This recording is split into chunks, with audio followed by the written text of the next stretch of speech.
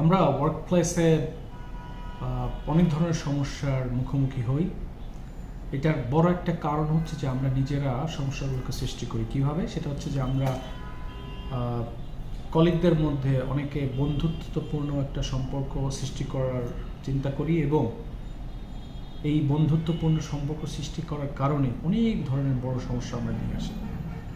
আমার 20 বছরের অভিজ্ঞতা থেকে একটা জিনিস আমি শিখেছি, সেটা হচ্ছে যে অফিসে কেউ আপনার বন্ধু না, বাট প্রত্যেকের আপনার শত্রুতে পরিণত হওয়ার সম্ভাবনা আছে।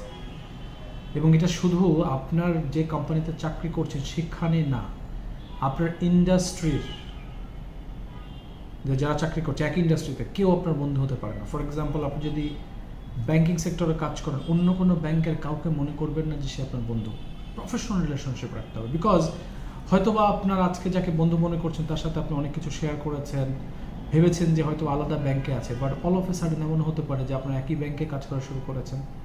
তখন ওই যে সিক্রেটগুলো আলোচনা করেছেন সেগুলো কিন্তু নেগেটিভ ইম্প্যাক্ট ফেলতে পারে।